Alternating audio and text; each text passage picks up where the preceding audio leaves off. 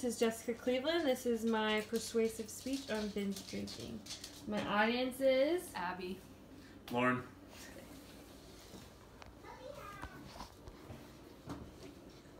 So today we are going to be discussing binge drinking. Why are we talking about binge drinking? Again, it's because we want to talk a little bit more persuading our communities to educate our communities as a whole, just to focus in on the youth to help prevent any more hospital visits. So we need to educate the public, the ages that are affected of binge drinking and the effects it has on our bodies and decision making and the consequences of our actions. The importance of this speech is to educate others on the negative effects. So about 90% of alcohol consumed by youth under the age of 21 in the United States is in the form of binge drinking. That's a pretty high number considering that the age 21 is the legal age, but anybody under that is usually partaking in binge drinking as well. So there is a need for adults to be educated, that way that we can further educate younger children. We need to educate them on what binge drinking is. And how we can assist them and how they can ultimately stay away from alcohol. This is an issue that I ran into in my early 20s, and at the time I didn't understand the effects that it had on my person or my friends. But now at the age that I am, I wish I would have understood so that I could have kept myself out of harm's way and those that I cared about. So we're going to just review the points. We need to talk about educating our communities. We're going to talk about bringing awareness to parents and schools.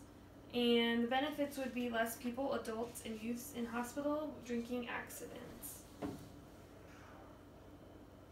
So what is binge drinking? Binge drinking is the consumption of an excessive amount of alcohol in a short period of time.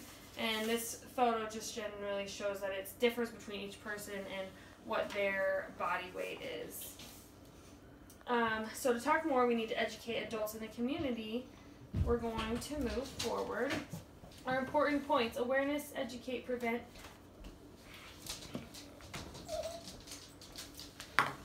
The legal drinking age is 21, and why? Brain development.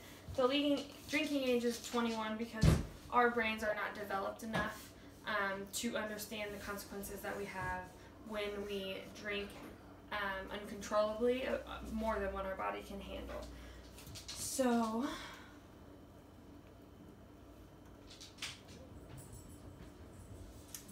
the CDC, according to the CDC, the age groups who drink the most is 24 to 34 years old. That's 25.7%, followed closely by 18 to 24-year-olds at 25.1%.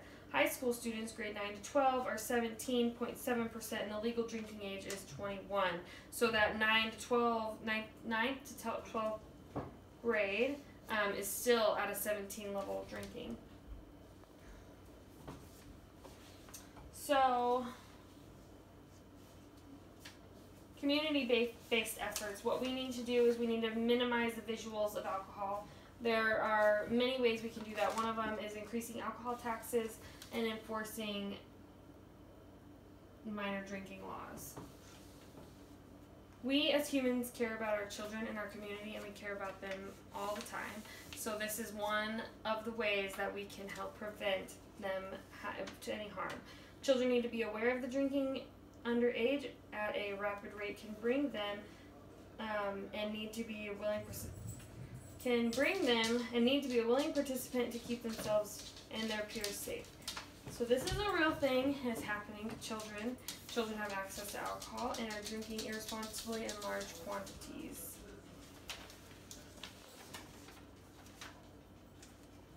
Binge drinking is the most common, costly, and deadly pattern of excessive alcohol use in the United States, and that was by the CDC. So the CDC says reducing underage drinking requires community-based efforts. We need to monitor youth's activities to keep them involved in positive activities through the school and through the community. We need to limit alcohol advertising and increase alcohol taxes and enforce minor drinking laws. Those are 4 major points. Decrease how much advertising we have, increase alcohol taxes, and enforce minor drinking laws. Many different tools to help minimize the youth drinking. Binge drinking is by us.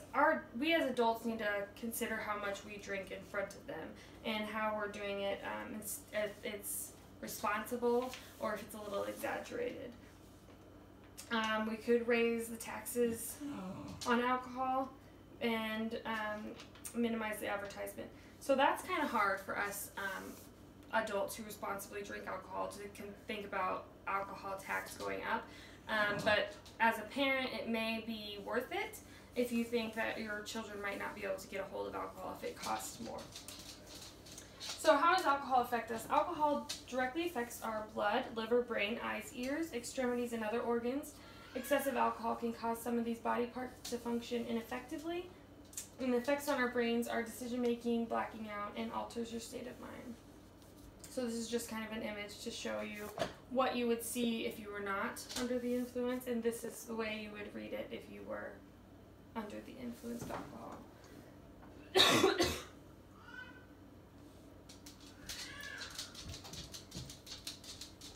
So we could benefit from less alcohol consumption, and we have many young ones in our communities learn the hard way before the message got across that we are cracking down on minor drinking laws and the consequences. So, 4,300 children die due to overdrinking a year. Poor choices, they drive, they do drugs, and they befriend people they shouldn't. Driving, if you drive under the influence, it is illegal. You are breaking the law, and you can hurt someone or yourself. And too much drinking can be led to unrepairable health issues. So those would be huge changes for most of us in our lives, to raise the taxes, to stop drinking so much in our own homes. But if we minimize the alcohol consumption in underage drinkers, we would see a reduction in the 4,300 number of deaths in youth alone. Excuse me. Some of you are parents, grandparents, teachers, aunts, uncles, brothers and sisters, friends. There is someone or many ones we could not bear to see become part of this 4,300 that die due to overdrinking. It will be hard. It will be a hard time consuming the change of some of our everyday lives, but the outcome will be far greater.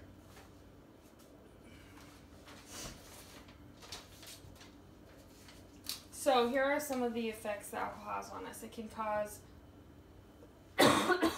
after many, many years of binge drinking, it can cause strokes, heart disease or irregular heartbeat, high blood pressure, liver cancer, reduction in fertility, depression and anxiety, cancer of the mouth, throat, esophagus, or lungs, breast cancer, pancreatitis, and it can harm unborn babies if they were to drink and not know that they were carrying a child.